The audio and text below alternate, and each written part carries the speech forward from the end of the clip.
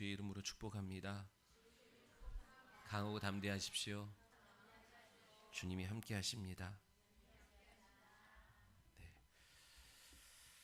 자, 오늘 마가복음 10장 35절로 45절의 말씀을 통해서 섬김의 직분과 섬김의 권세라는 제목으로 함께 하나님 말씀을 나눌 때에 오늘도 주님이 제자들에게 가르쳤던 진리가 오늘 우리 사랑하는 성도들에게도 들려지고 믿어지고 소유되어지는 그런 귀하고 복 있는 예배 시간 현장이 되기를 예수님의 이름으로 축원합니다. 요한복음 16장 24절에 지금까지 너희가 내 이름으로 구하지 아니하였으나 구하라 그리하면 받으리니 너의 기쁨, 네 기쁨이 충만하리라 하셨어요. 지금까지 너희가 구하지 아니하였어. 근데 이제는 내 이름으로 구해. 그러면 받을 것이고 내 기쁨이 충만할 거야. 기도 응답은 우리에게 참 기쁨을 줍니다. 세상으로부터 얻어지는 기쁨과는 차원이 다른 진정한 기쁨, 우리의 심령 깊숙한 곳에서부터 솟구쳐 올라오는 구별된 기쁨을 줘요. 그래서 성도에게는 이 기도 응답이 반드시 있어야 됩니다.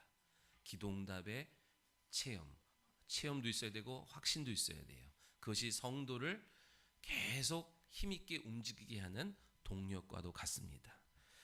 결코 웃을 수 없었고 웃을 일이 없었던 아브라함의 아내 사라가 하나님으로부터 기도응답을 받고 나서 어때요?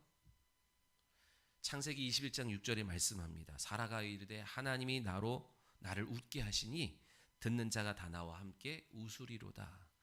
하나님이 나를 웃게 하시니, 즉 하나님이 내 기도에 응답하시니 내가 비로소 웃을 수 있었고 내 이 기도 응답의 간증을 듣는 모든 사람들이 나와 더불어 웃을 수 있게 되었다라고 말하는 거예요.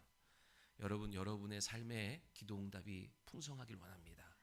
개인의 기도와 가정의 기도와 여러분의 사업과 일터의 현장 가운데 기도한 제목들이 다 응답되어 기쁨과 감사가 넘쳐나는 저와 여러분 다 되시기를 소원해요. 너희가 내 이름으로 구하지 아니하였으나 아무것도 구하지 아니하였으나 구하라 그리하면 받으리니 내 기쁨이 충만하리라 하신 그 말씀을 심중에 갖고 있었던 야고보와 요한이 예수님께 찾아가서 구하는 거예요. 그죠? 35절에 선생님 무엇이든지 우리가 구하는 바를 우리에게 주시기를 원합니다. 그죠? 그들이 되게 당당하게 구해요. 엉뚱한 것을 구하면서도 당당할 수 있었던 것은 나름 말씀을 의지하고 있기 때문에 그런 거예요. 믿으시면 아멘. 훗날 이 일을 떠올리면 부끄럽겠죠, 이들이. 그러나 지금은 뭐 맡겨놓은 사람처럼 당당하게 구하잖아요. 저와 여러분은 하나님의 자녀죠? 자녀는 어떻게 해요? 맡겨놓은 거 있는 것처럼 당당해야죠. 아멘? 여러분 주님이 다 값을 치루어 놓으셨어요. 이미 계산을 다 해놓으셨다 얘기예요. 그것을 믿고 여러분 하나님 앞에 구하는 저와 여러분 되시기를 소원합니다. 원수마귀는 어떻게 하게 해요? 여러분의 형편, 여러분의 지난날의 과거, 그죠? 그런 것으로 참소하면서 우리가 하나님 앞에 무엇을 구할 때마다 위축되고 불안하고 안 들어주실 걸? 그치, 내가 그 모양이었는데, 내가 그랬는데. 그래서 하나님 앞에 하나님의 자녀임에도 불구하고 하나님 앞에 더 가까이 나아가지 못하도록 방해하는데 여러분 자유하셔야 돼요. 주님이 그러니까 회개해야 주님이 우리의 이 모든 것을 다 값을 치르셨어요. 과거, 현재, 미래의 값을 치르셨다고요. 아멘. 그 믿음 갖고 주님의 공로를 의지하여 구하는 저와 여러분 되시기를 예수님의 이름으로 축원합니다. 지금 야고보와 요한이 구하는 게 바른 구하는 거예요? 그렇지 못해요. 분위기상으로 보니까 38절에 보니까 너희가 구하는 것을 알지 못하는도다. 너희가 뭘 모르고 구하는구나. 이렇게 말씀하는 거예요. 여러분 야고보서 4장 3절에 너희가 받지 못하는 것은 구하지 아니하며 구하여도 받지 못하는 것은 정욕을 위하여 쓰려고 잘못 구함이로다 말씀하시는 거예요. 지금 그들은 잘못 구하고 있죠. 그런데 주님이 당신의 자녀들이 구하는 것을 잘못 구한다고 책망하고 핀잔 주고 그죠? 그렇게 하시는 분이 아니라 어떻게 하는 거예요? 바른 믿음을 주시고자 그들에게 그들의 사고를 교정해 주시는 거예요. 여러분 풍성한 기도 응답은 어디서 와요? 여러분, 성도는요, 교회는요, 믿는 가정은요, 하나님 앞에 말씀이 풍성해야 될 뿐만 아니라 말씀을 통하여 기도가 풍성해야 되고 응답이 풍성해야 돼요. 아멘? 믿는데 뭐 계신지 안 계신지도 몰라. 계신 걸 어떻게 알아요?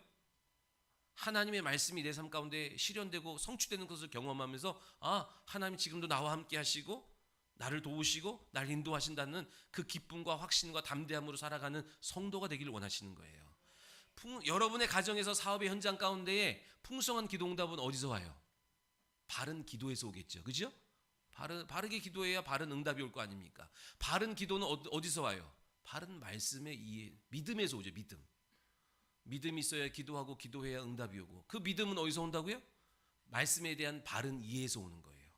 그래서 주님이 야고보와 요한이 구하는 것이 잘못되었는데, 야, 왜 그렇게 어리석게 멍청한 게 그렇게 해? 라고 하지 아니하시고 그들의 사고를 교정해 주면서 온전한 주님의 말씀이 믿음되게 하시고 그 바른 믿음을 통하여 다시 구할 수 있도록 하나님이 하나하나 도와주시는 게 제자훈련이다, 이 얘기예요. 이번 주부터 우리 제자훈련이 다시 시작되었는데, 제자훈련은 단순히 성경 공부가 아니다, 이 얘기예요. 뭐예요? 바른 말씀에 대한 이해, 바른 믿음으로의 전환, 바른 기도의 실천, 그리고 바른 응답의 성취를 경험하게 하시기 위하여 제자 훈련을 하게 하신 줄 믿으시기 바랍니다. 자, 여기서 말씀하는 거예요. 36절에. 그래서 주님이 물어보세요. 뭘 원하니? 그랬더니 그가 뭐래요? 주님의 영광이 임할 때에, 주님의 나라가 임할 때에 우리 형제를, 한 사람은 영의정, 한 사람은 좌의정에 좌우에 좀 앉혀주세요라고 하는 거예요. 이 본문이 평행 본문이라 그러는데, 마태복음에 가면 야고보와 요한의 엄마가 최초의 치맛바람이 나오죠. 엄마가 가가지고 주님의 나라가 세워지면 우리 아들 야고보와 요한을 양쪽에 좀 세워주세요. 그죠?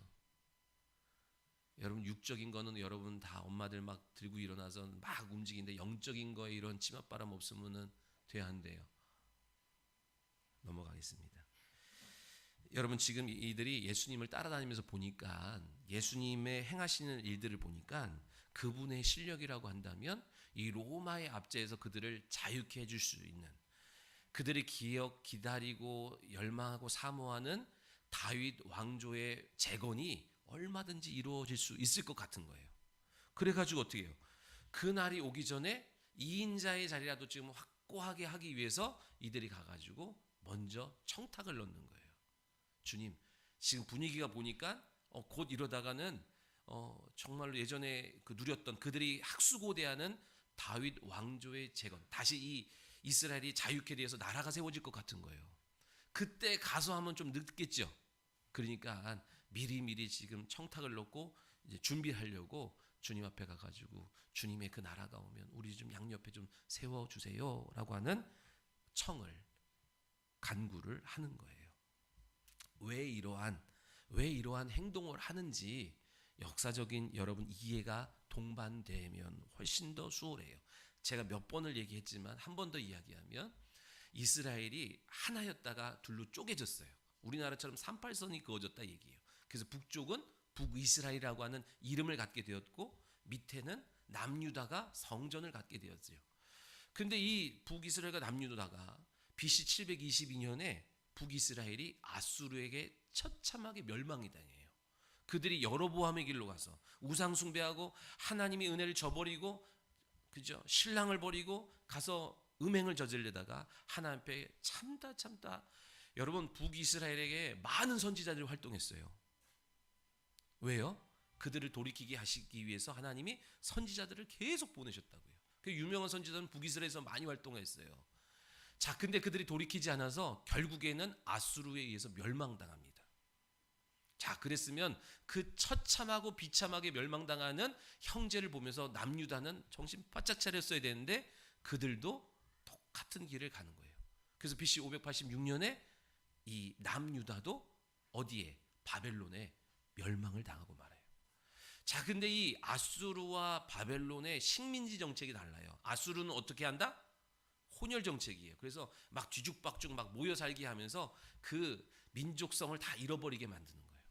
근데 이제 바벨론의 식민지 정책은 어떻게 하냐면 인재들을 다 끌고 와. 인재들 다 끌고 와서 잘 먹이고 잘 입히고 갈대아 문화와 언어를 배우게 해서 그들의 바벨론의 녹을 먹으면 그 땅에 일꾼으로 세워가는 것이 바벨론의 정책이었어요.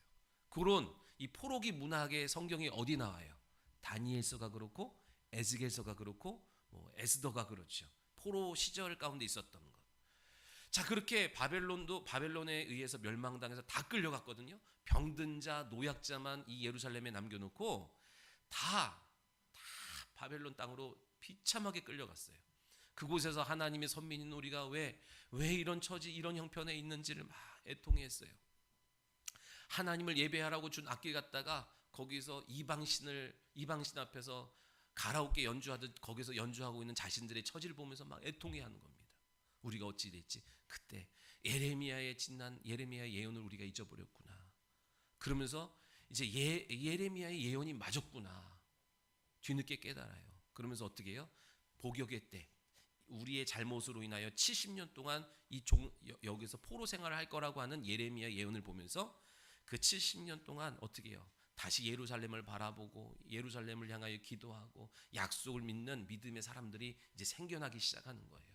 그래, 우리가 잘못했다 회개하면서 이 복역의 때를 마칠 때까지 그들이 믿음을 지킨 사람들이 생겨나기 시작하면서 3차에 걸쳐서 다시 예루살렘으로 돌아가게 됩니다.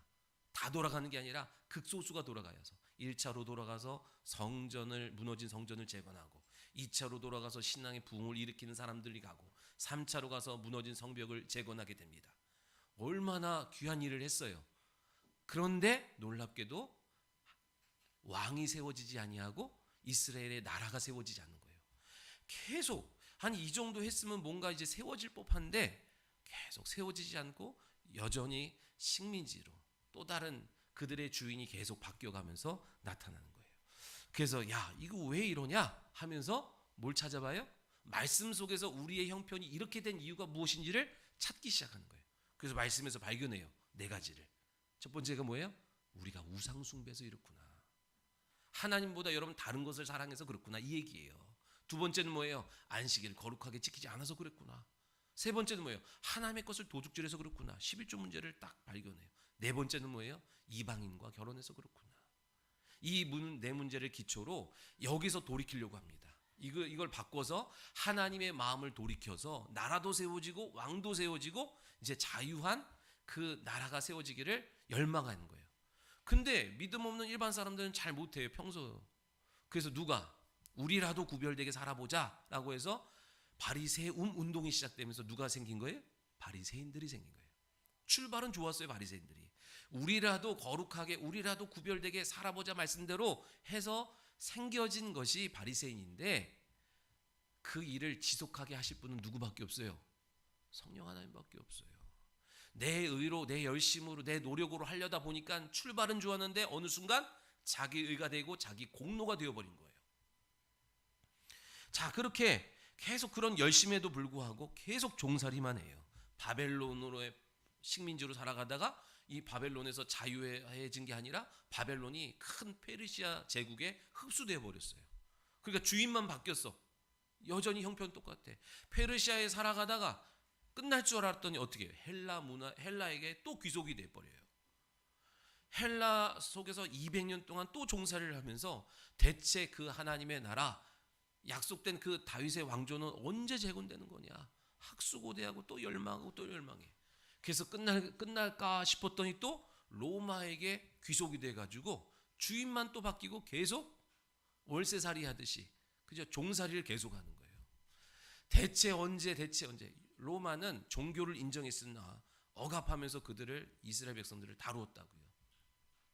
그래서 오매불망 학수고대하면서 언제쯤 나라가 세워지고 언제쯤 다윗 왕조의 부활과 그 강성대국을 이루면서 옛날에 찬란했던 그 다윗 왕조를 우리가 다시 재건할까? 이것이 이스라엘 백성들의 마음 가운데 늘 자리 잡은 거예요. 보통은 식민지가 되면 그냥 거기에 속해버려서 민족성을 다 잃어버리고 마는데 이스라엘 백성들은 400년을 식민지 생활하면서도 굳건하게 지킨 게 뭐예요? 그 약속. 다시 나라가 재건될 거야. 다윗 왕조가 올 거야. 여러분, 이게 얼마나 깊게 그들의 마음과 뼛속까지 들어가 있냐면 예수님이 뒤에 보면 십자가에서 죽고 부활하셨죠. 그리고 바로 하늘로 승천하신 게 아니라 40일 동안 머물러서 제자들을 나머지 교육을 시키세요. 그때 한 제자가 쓱 옆에 와서 또 물어요.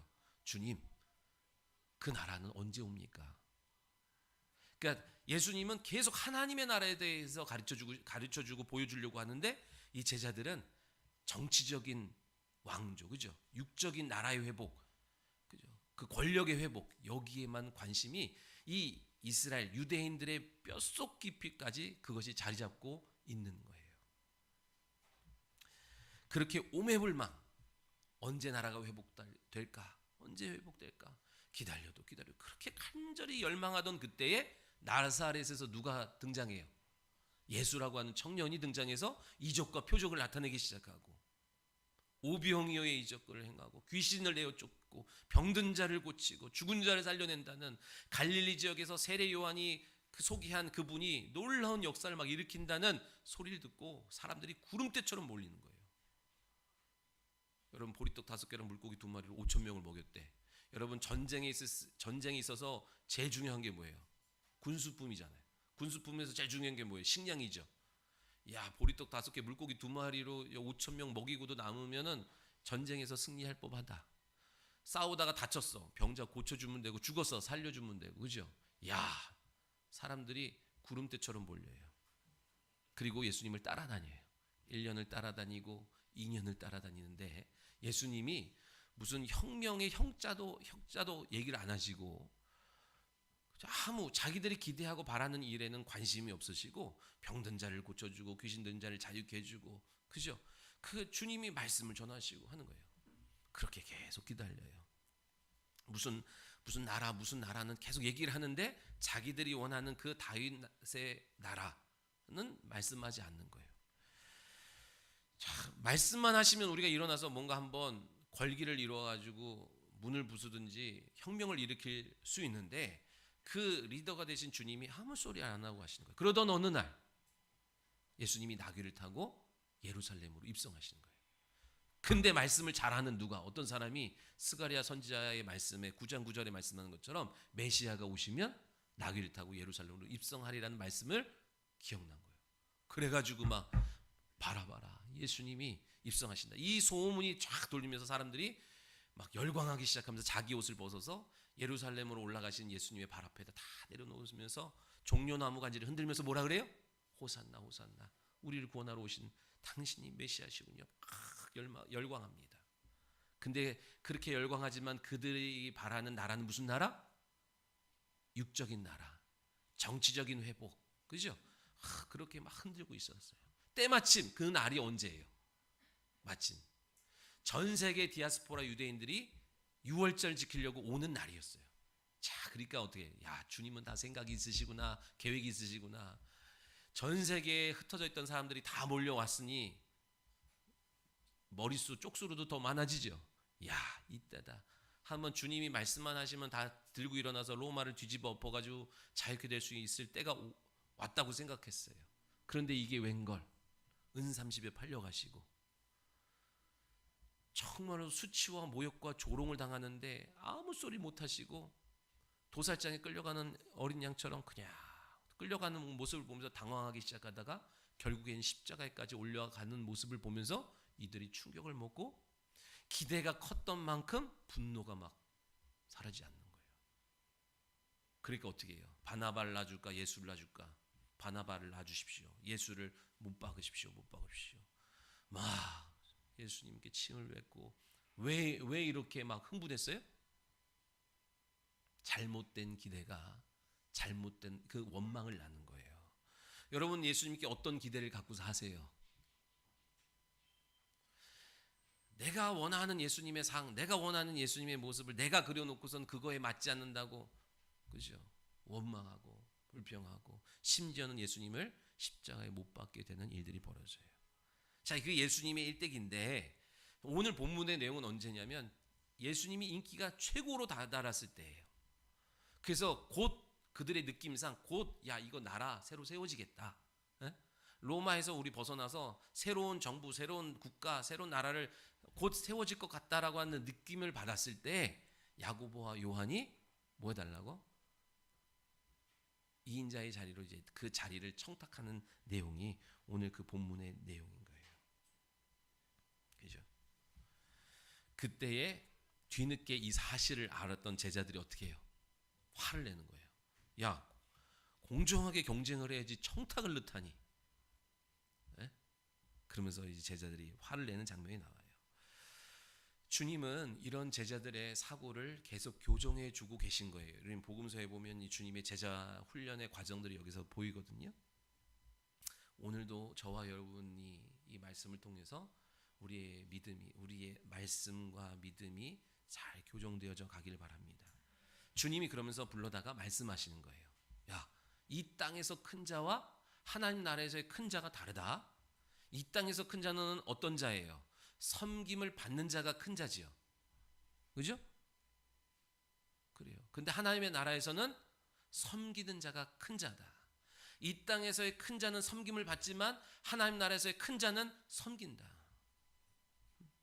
여러분 믿으시기 바랍니다. 여러분 이 땅에서 큰 자가 되고 하나님의 나라에서도 큰 자가 되기를 원합니다.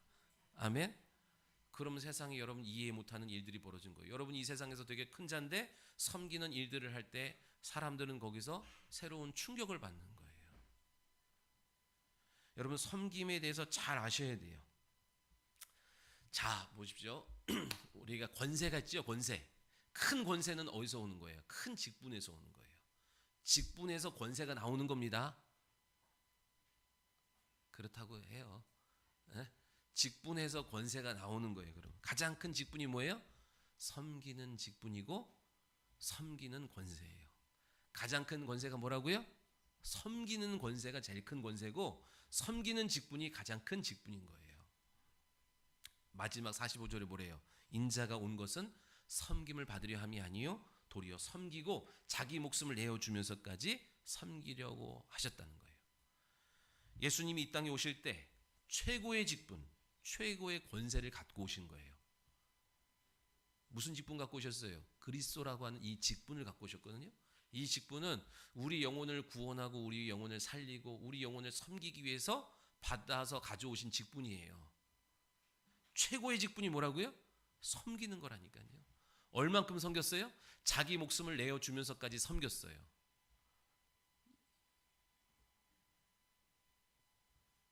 우리는 이게 반대로 생각하잖아요. 그죠? 제일 약한 사람이 희생해야 되는 거예요. 없는 사람이 그냥 온팡 뒤집어 써야 되는 거예요. 강한 사람은요, 세상에서 강한 사람은 어떻게 해요? 자기 잘못 나는 사람한테 밀어요. 야, 네가 대신 뒤집어 써. 그런다고요. 근데 하나님 나라의 강한 자는 어떻게 하는 거예요? 내가 감당하는 거예요. 내가. 그죠? 여러분의 잘못 누가 감당해야 돼요? 저는 여러분의 약함, 여러분의 부족함 내가 감당하길 원합니다. 하는 거예요.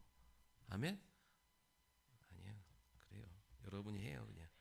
그런 마음이 주님의 나라의 말씀에 임한 사람은 그렇게 마음을 먹어야 돼요. 여러분 가정의 문제가 뭐예요? 아내 탓하고 남편 탓하고 부모 탓하고 자식 탓하고 그죠? 집안 탓하는데 그거는 그리스도인답지 못한 거예요. 그리스도인이라고 하면 이거 내가 감당해야지. 네? 질병이 옵니까? 문제가 옵니까? 가난이 옵니까? 이거 내가 끊어내야지. 그게 섬기는 거라니까요. 여러분 그거 누가 할 수 있어요? 돈 있는 사람이 한다고요? 지혜로운 사람이 한다고요? 교회 오래 다닌 사람이 한다고요? 아니요. 능력 있는 사람이 하는 거예요. 큰 직분과 큰 권세를 가진 사람만 그거 할 수 있는 거예요.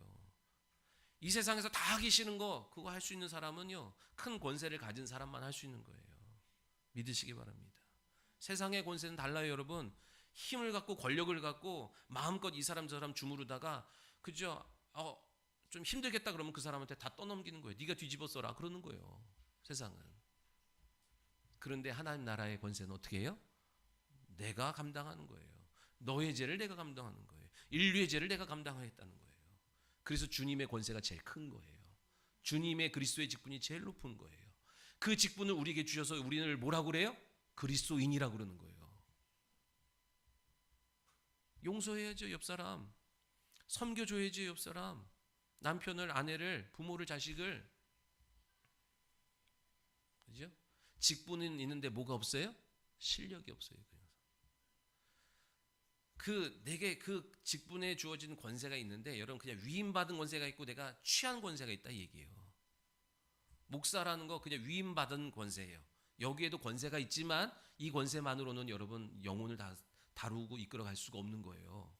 권사라는 직분 위임받은 거예요. 그러나 그것만으로는 절대로 직분의 능력을 감당 못해요. 그래서 어떻게 돼요? 말씀과 기도로 하나님 앞에 더 큰 권세를 받아내야 되는 거예요. 믿으시기 바랍니다. 예수님이 자신을 뭐라고 표현하셨냐면 목자라고 표현하셨어요. 여러분 우리 주방에 가면 임광국 집사님이 지난번에 그림 그려서 1등한 목자와 양의 그림이 있어요.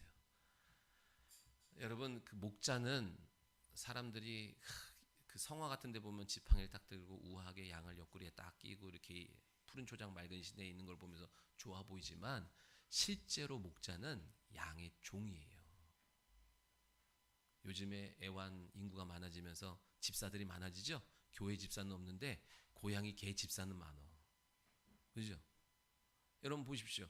제가 봤을 때 그렇게 개 산책 시키고 그 정도만 부모님한테 해도 진짜 큰 상 받을 거예요. 그죠? 뭐 이렇게 제가 그 동물농장 같은 거 보면 막 하루에 10번씩 산책시키고 그런데 자식한테 그만큼 해봐라. 자식이 진짜 효자가 되지. 부모에게 그만큼 해봐요. 하나님께 사랑받지. 아무튼 그게 중요한 게 아니라 목자는 양의 종과 같아요. 자, 목자가 뭘 해야 되냐면 양에게 먹일 풀을 찾아야 되거든요. 광야에서 막 무성한 풀을 찾는 게 아니라 이끼 같은 걸 찾는 거예요. 광야에는 그런 게 없어서. 그러니까 뭐 이끼를 찾았으면 거기까지 양들을 한 마리도 이탈한 애 없게 잘 돌보면서 거기까지 데리고 가야 되고, 그리고 먹는 내내 지켜줘야 돼요. 어디서 곰이 올지 늑대가 올지 독수리가 날아든지 그거 계속 지키면서 얘네들이 풀을 뜯어 먹을 때까지 잘 지켜줘야 돼. 자기는 잘 먹지도 못하면서. 자, 먹었다고 다 되는 것도 아니에요. 또 물 마시러 또 가야 돼요. 그 물도 마시게 하고. 그 마셨다고 다 소화되는 게 아닙니다. 양은 먹은 거를 소화시키려면 어떻게 되냐면 편안한 자리, 안전한 자리가 없으면 안 돼요. 그러면 불안해가지고 계속 서성서성거려요. 서성서성거리면 소화가 안 되죠. 소화가 안 되니까 생리가 안 돌고, 생리가 안 도니까 새끼를 못 낳고 젖이 안 나오는 거예요. 그래서 주님이 뭐라고 말씀하세요? 양의 우리에 넣으시는 거예요. 예수님은 우리의 문이라 그랬거든요. 예수님 안으로, 진리 안으로 성도를 딱 넣지 아니하면 성도는 불안해서 서성서성거리다가 병드는 거예요. 소화를 못 시키고 딴 데로 가는 거예요. 비로소 양의 우리에 딱 놓고 양들이 편안하다고 느껴질 때 앉아서 그때서부터 뭐 하게 해요? 되새김질을 하는 거예요. 먹었던 풀을, 먹었던 말씀을 되새김질하면서 먹은 것이 생명이 되고 양식이 되며 살이 되기 시작하는 거예요. 생기가 돌기 시작하는 거예요. 새끼를 낳기 시작하는 거예요. 여러분 오늘날 교회에 서성거리는 사람 많습니다. 본 교회에서도 그러고 다른 교회에 서성거리면서 뭘 먹으면 뭐 할 것 같아요? 여러분은 교회라고 하는 울타리와 대리인자, 목회자의 영적 보호를 받고 살아야 돼요. 믿으시면 아멘. 아멘. 그래야 마음의 평강이 와서 신앙생활에 진보와 확장과 열매가 나타나는 거예요. 큰 교회 가가지고 여러분 앉아있다고 여러분 마음이 평안할 것 같아요? 유명한 목사님 설교 듣는다고 여러분의 영혼의 문제가 평안해질 것 같아요? 저도 본교회에 나와서 여러 교회를 학창시절 때, 신학생 때 서성서성 거려봐서 알아요. 여러분 내노라 하는 큰 교회만 다 쫓아다녀서 다 거기서 몇 년씩 있어봐서 알아요. 영혼의 성장 없습니다. 그렇다고 작은 교회 괜찮아요. 그건 그 얘기하는 것도 아니에요. 아무튼 내 영혼이 평안해야 되새김질을 하면서 모든 생명이 나온다는 사실을 여러분 기억하셔야 돼요.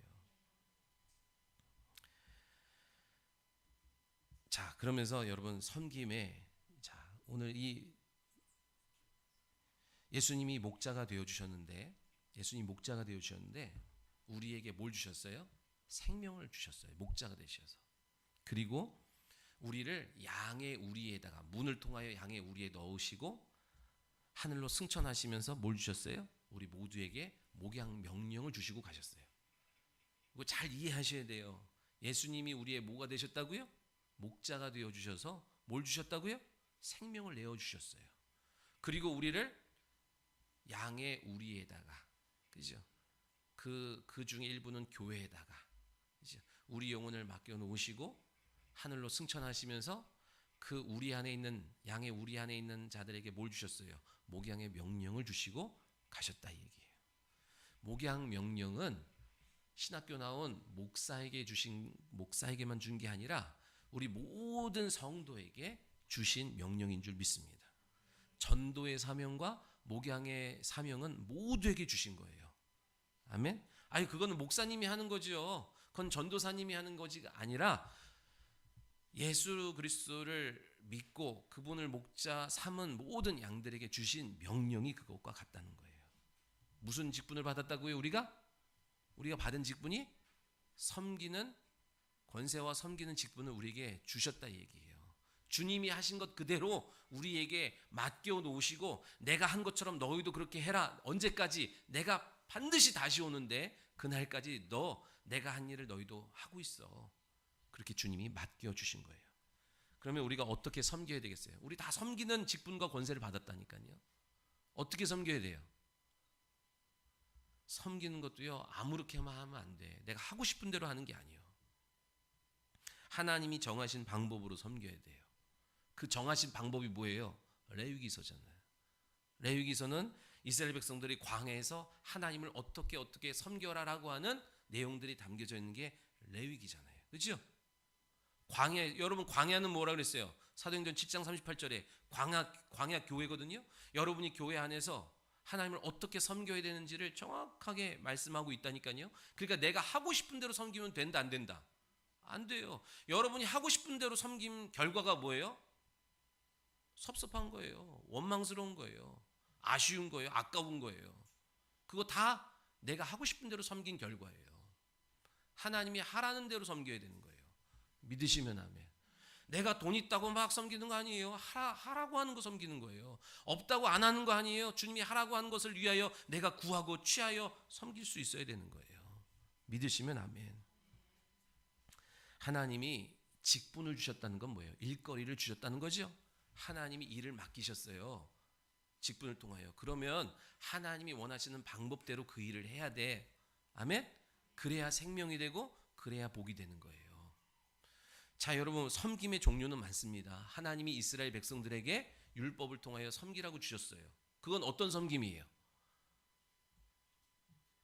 네 몸같이 이웃을 섬겨라 그랬다고요. 내 몸 사랑하듯이 이웃을 사랑해라. 왜 그래요? 왜 육체를 사랑하라 그래요? 왜 육체를 섬기래요? 그들에게는 영적으로 영혼을 섬길 수 있는 능력이 없기 때문에 그런 거예요. 믿으시면 아멘.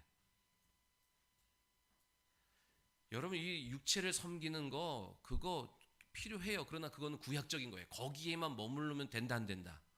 안 돼요. 주님이 내가 너에게 새 계명을 주노니, 새 계명은 뭐예요? 내가 너희를 사랑한 것처럼 너희도 서로 사랑하라. 주님이 우리를 뭘 사랑하셨고 무엇을 섬기셨어요? 1번 육체, 2번 영혼. 우리의 영혼을 섬기신 거예요. 아멘? 우리도요, 영혼을 섬기기 위해서 육체를 섬기는 통로를 통과할 때가 있죠.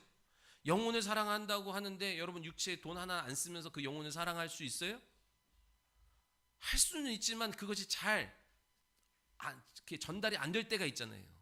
그래서 내가 내 돈 들여가면서 밥 먹이는 일들도 다 근본적인 게 뭐가 있어요? 영혼을 섬기기 위한 거예요. 여러분 이제 끝나면 식사하잖아요. 이 식사 육체를 섬긴 것 같죠. 그러나 그 중심에는 뭐가 있어요? 영혼을 섬기기 위한 중심으로 육체를 섬기는 거예요. 그래야 계속할 수 있고 기쁨으로 할 수 있는 거예요. 믿으시면 아멘. 육체의 섬김도 중요한데 여러분 육체만 섬길 수밖에 없는 건 왜 그래요? 그 이상 영혼을 섬길 수 있는 실력이 내게 없기 때문에 늘상 육체만 섬기는 거예요. 우리에게 주님 뭘 원하신다고요? 영혼을 섬길 수 있는 성도 되길 원하시는 줄 믿으시기 바랍니다. 여러분 섬기는 거 뭐라 그랬어요? 직분이라 그랬죠? 직분 사명이에요. 직분에는 용서가 없다 그랬어요. 네? 직분으로 준 거는 여러분이 못했다고 하나님 나 이거 못했어요 용서해 주세요. 그렇다고 그래 그럼 용서해 줄게. 용서가 없다고요. 직분은. 직분으로 줬는데 못했다 그러면 그거 다 영혼에 남는 거예요. 네? 그냥 지금부터라도 하면 되는 거야. 이해되세요? 우리가 누구를 때렸어. 회개하면 용서해줘요. 우리가 뭘 실수해서 남을 상처 입혔어. 회개해서 용서받아요. 그러나 직분으로 주신 거 이거 하라고 직분을 주시면서 이거 하라고 명령하는 것은 안 했어. 안 한 거 죄송해요. 여러분 기도하라 그랬어. 네? 기도하라 그랬어요. 그거는 직분이 사명이에요. 기도 못한 거 용서해 주세요. 용서가 안 돼요. 그냥 지금부터 하는 것밖에 없어. 이해되시죠? 섬기라는 것 직분으로 주셨다고요. 남편의 영혼을, 아내의 영혼을, 부모의 영혼을, 자식의 영혼을, 이웃의 영혼을 섬기라고 직분으로 우리에게 주셨어. 근데 바빠서 못했대, 기분 나빠서 못했대, 시간 없어서 못했대. 그때 못한 거 주님 용서해 주세요. 용서 안 돼요. 다 남아요 여러분 영혼에. 하나님 앞에 딱 가면 결산하는 날이 온다니까요. 그래서 여러분 우리가 어떻게 해야 돼요? 어떻게 섬겨야 돼요? 목양 명령을 주셨으니까. 우리 섬기는 거 두 개예요. 내가 너희를 사랑한 것처럼 너희도 서로 사랑하라 그랬어요. 내가 너희 영혼을 위하여 죽은 것처럼 너희도 저들의 영혼을 위하여 죽어라 하는 거예요. 우리는 죽을 수 없잖아요. 우리가 죽는 것은, 우리가 섬길 수 있는 것은 뭐예요? 주님의 십자가 앞까지, 주님의 능력 앞까지 그들을 데리고 오는 거예요. 그 주님의 공로가 담겨져 있는 이름을 소개하고 증거하는 게 우리가 섬길 첫 번째 섬김인 거예요. 믿으시면 아멘. 두 번째는 뭐예요? 목양 명령이니까 먹여야 될 거 아닙니까? 뭘 먹여요? 풀을 먹여야 될 거 아니에요. 그 풀은 말씀이라니까요. 말씀을 증거하고 말씀을 전하는 여러분 섬김이 있어야 되는 거예요. 그 영혼에게 줄 게 있어야죠. 그거 얻으려고 전투하고 싸움을 벌이는 거예요. 양식 구해오는 거예요. 아빠들 어디 있어? 임광무 집사님, 예준이 저기 운동화도 사주고 장난감 자동차도 사주려고 아빠가 회사 가서 전쟁을 벌이고 오는 거예요. 돈 벌어서 내 처자식 먹여 살리려고. 그죠? 주면 좋고 아님 말고 뭐 안 주면 다 같이 굶죠. 이래요? 아니요. 더 많이 주는데, 더 좋은 것 주는데, 더 많이 인정받는 데를 왜 찾아가요? 그냥 나 하나 기분 뻐기려고 하니가 아니라 내게 맡겨준 영혼 잘 먹이고 잘 입히고 더 좋은 것 해주려고 하는 거 아닙니까? 아빠들. 그죠? 이때 집사님 그죠? 그래요. 그렇다면 여러분이 자녀의 육신을 그렇게 섬기려고 하는 것처럼 영혼을 섬기려고 한다면 여러분 뭘 얻어야 돼요? 하나님의 말씀을 그들에게 먹일 말씀과 믿음이 내게 있어야 되기 때문에 그것 취하려고 전쟁을 벌이는 것 같은 마음으로 가져야 되고, 어미와 아비의 마음, 자녀에게 주고자 하는 그 마음 갖고 여러분 말씀을 얻어야 섬길 수 있는 재료가 있어야 될 거 아닙니까? 여러분 저는 목자이면서 못 가요. 양이에요. 양이면서 목자예요. 여러분도 못 가요? 여러분 양이면서 목자예요. 목자 일을 감당할 만한 지금 실력이 부족하고 막 그래서 그렇지만 이미 직분과 명령은 주어졌다 얘기예요. 그런데 여러분 이 목자와 양의 이 경계선을 잘 구분하면서 여러분 이 두 가지를 잘 같이 하셔야 돼요. 오늘날 교회가 문제가 많고 혼돈이 있고 왜 어지러워요? 여러분 주변에 교회 가보십시오. 얼마 전에 동기들 만났는데 과간이 아니야. 야 요즘 진짜 그런 교회가 요즘도 있구나. 이게 교회인지 세상인지 세상보다 못한 그 모습을 교회에서 보이고 있는 교회들이 허다해요. 왜 그럴까요? 목자와 양의 선이 없어. 제가 다른 어떤 큰 교회에서도요, 뭐 나름 열심히 하던 사람이 나갔니 뭐하니 막 이런 사람이 있어요. 원망과 불평합니다. 왜 그럴까요? 목자와 양의 경계선 없이 살아서 그래요. 여러분 목자잖아요. 지금 입장에서 보면 목자죠. 목자는요 최선을 다해야 돼요. 내 영혼이 내게 맡겨준 영혼을 살찌우고 건강하고 병들지 않게 하려고 내 삶을 내려놓고 여러분 어떻게든 싸워서 여러분 저도요 믿음 지키면서 이 자리 쓰는 거예요.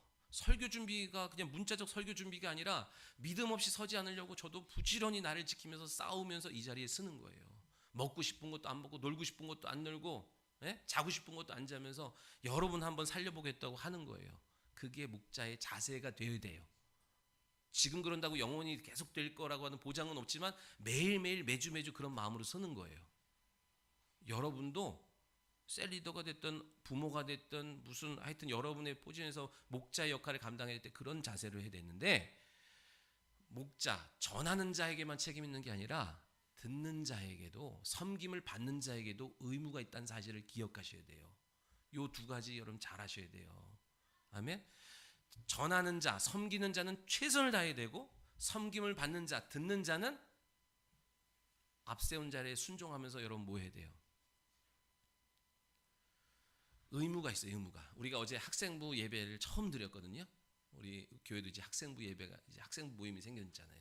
학생 모임하는데 이제 제가 아이들한테 그랬어. 얘들아, 아멘 해야지. 아멘을 몰라. 여러분 아멘이 뭐요? 그냥 취임새요? 분위기 띄우는 취임새요? 아니요. 하나님이 목사님의 입술을 통해서 하신 그 말씀을 믿습니다. 그렇게 되기를 소원합니다. 그렇게 될 줄 믿습니다. 여러분 화답하는 의무가 있다 이 얘기예요. 뭐 떠들어봐라. 그렇게 되면 좋고 아니면 말고 뭐 나는 내 머리로는 이해 안 되니까 난 몰라. 그러고 있으면 아무리 섬겨도 섬김을 받는 여러분의 의무와 자세가 안 되면요 하나님의 온전하심이 경험되기가 어려워요. 그러니까 양자 간에 서로 책임과 의무가 있다는 사실을 기억하셔야 돼요. 여러분 우리가 나이 차이도 있죠. 그리고 삶의 배경도 있죠. 취향도 있죠. 정치적 성향도 있죠. 그래서 여러분이 말씀을 듣다가 여러분이 갖고 있는 사고 체계와 다르다고 말씀을 그죠? 여러분이 말씀을 판단하기 시작하고 말씀을 정지하기 시작하면요 하나님의 일하심을 경험하기 어렵습니다. 기억하셔야 돼요. 포지션을 잘 잡아야 교회 공동체가 가정이 개인의 영혼이 복을 받아요. 우리는 목자이면서 뭐라고요? 양이라고요. 민수기 10장 보니까 광야의 여정을 시작할 때 하나님이 지도자와 백성의 관계를 정리해주고 시작하세요. 자, 미리암과 아론이 모세에게 어느 날 찾아와가지고 야, 너만 하나님 말씀 듣냐? 나도 하나님 말씀 들어. 도전합니다. 지금 미리암에게 있어서 모세는 어떤 존재예요? 옛날에 갈대 상자에다가 너 이렇게 넣고 내가 기저귀 하고 너 똥 치워주고 갈대 상자에 떠내려가는 거 내가 지켜보는 사람이야. 연소함으로 그죠? 모세가 동생이고 나이 어린 것 같다가 지금 미리암 심중 속에서는 그거 갖다가 말하잖아요. 그때 주님이 뭐래요? 너희는 내가 너희랑 얘기하는 거랑 모세랑 얘기하는 거랑 달라. 너희랑은 속삭이면서 얘기한다고 한다면 그는 대면하면서 말하는 거야. 아론의 자손 중에 고핫이라고 있어요. 고핫, 게라리, 무라리, 게르손, 무라리가 있어요. 그들에게 성전의 일을 하나씩 맡겨줬다고요. 근데 고핫의 자손 중에 고라당이 있어요. 그 고라당이 온과 아비람과 다단과 250명의 유수한 사람들을 불러다가 당을 지어가지고 반란을 일으킵니다. 야 아론 모세 왜 니들만 중요한 거 하고 니들만 폼나는 거 하고 그러냐? 야 우리 나눠서 하자. 반란을 일으켜요. 뭐예요? 직분을 탐하는 거야. 직분을 탐해요. 월권이죠. 직분은 하나님이 주시는 거예요. 오늘날 왜 교회가 혼란스러워요, 여러분? 직분 탐해서 그래서 직분 주시지 않은 직분 갖다가 탐해서 이러는 거예요. 맡겨 주신 대로 해야 돼요. 내가 나이도 되고 교회도 오래 다녔고 헌금도 많이 하고 봉사도 많이 하는데 왜 나한테 그런 직분 안 줘? 여러분 하나하나씩 열어가는 거예요. 믿으시면 아멘. 직분 탐하면 안 됩니다, 여러분. 직분자를 세울 때 여러분 이제 우리도 임직할 날이 다가오는데 직분에 항상 어둠이 틈타요. 여러분 사탄 기원론이 어떻게 와요? 사단 루시엘에게 뭘 줬어요? 하나님의 예배할 때 의전장의 직분을 줬다고요. 그러면 거기에 만족하고 그게 얼마나 대단한 거예요. 감사하면서 거기에 충실해야 되는데 하나님 자리에 앉겠다고 하는 그 직분, 그 자리를 탐하죠. 그래서 루시퍼가 되고 쫓겨나는 거예요. 그래서 항상 직분자 세울 때는 어둠이 역사해요. 내가 제일 많이 듣는 게 뭔지 알아요? 아유, 내가 안 된 건 괜찮아. 근데 왜 저 사람을 시켜? 되게 웃긴 거예요. 그 말이 그 말인 거예요. 내가 하고 싶다 이 얘기예요. 여러분, 여러분 목회가 쉬워요, 어려워요? 아유, 목사님 왜 그렇게 하냐? 여러분 그 말도 여러분 직분 탐하는 거예요. 그 말은 즉슨 뭐예요? 내가 하면 그것보다 잘하겠다 이 말이에요. 여러분이 진짜 깨어있다면 어떻게 해야 돼요? 목회자가 부족한 게 있고 부족한 게 드러날 때마다 기도해 주는 거예요. 아멘. 마음에 안 들면 여러분 목회하죠. 목회하면 그때 가서 알 거예요. 쉽지 않다는 거. 우리가 해줄 수 있는 것은 직분을 주시기 전에 우리가 해줄 수 있는 건 기도밖에 없어요. 그죠? 그래 나도 많이 성장해 갔잖아. 아멘. 많이 좋아졌잖아요. 여러분 이 직분 탐험하면 안 돼요. 기억하셔야 돼요. 그래서 오늘날 교회가 시끄러운 이유는 뭐예요? 직분 탐해서 그래. 직분 주시지도 않은 직분 탐해서 그래. 주신 직분에 주신 거에 감사하지 아니하고 주신 거에 충성하지 아니하고 다른 거 개 바라보다가 교회가 혼란스러운 거예요. 우리에게 주신 직분 뭐라고요? 섬기는 직분이에요. 섬기는 권세예요. 그거보다 더 큰 직분이 없는데 그거 자꾸만 세상적 가치관 갖고 들어와서 여러분 뭐 하는 거예요?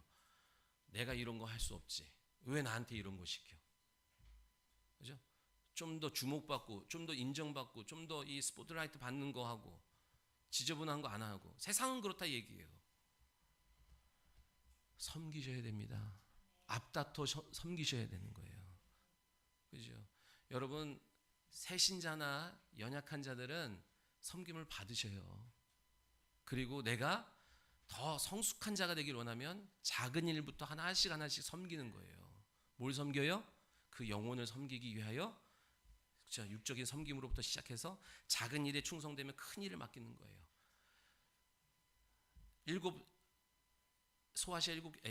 초대교회 7 집사를 세웠잖아요. 그들에게 먼저 뭘 부탁했어요?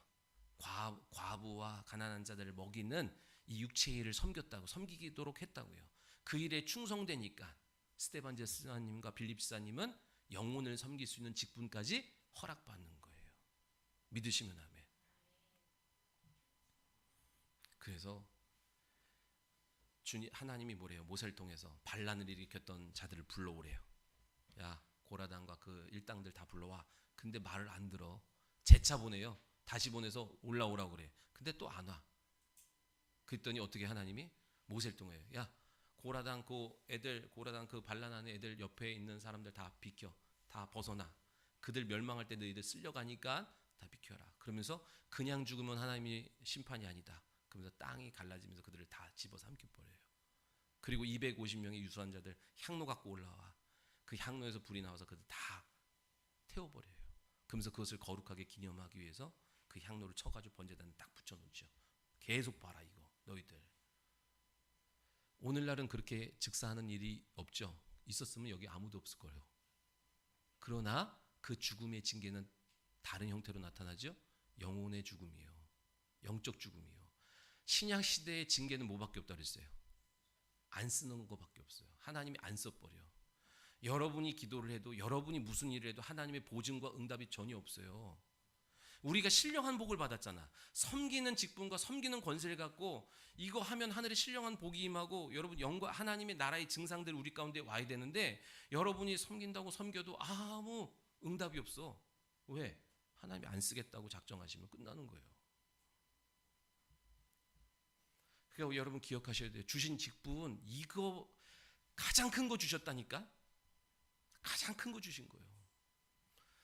그 가장 큰 걸 주셨다는 사실을 믿고 여러분 섬기 시작하면 하나님이 또 새로운 더 좋은 여기서 이 우리 가운데 또 새로운 섬길 지경을 넓혀 주신 줄 믿으시기 바랍니다.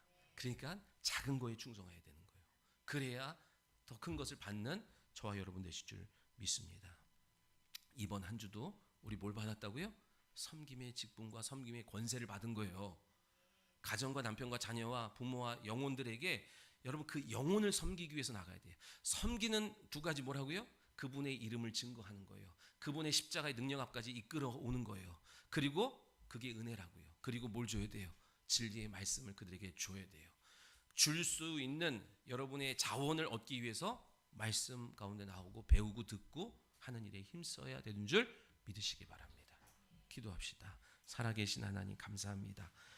오늘 이 하루에도 하나님의 은혜를 마음껏 부어주셔서 한 주간 살아가기에 부족함 없도록 충만하게 채워주옵소서.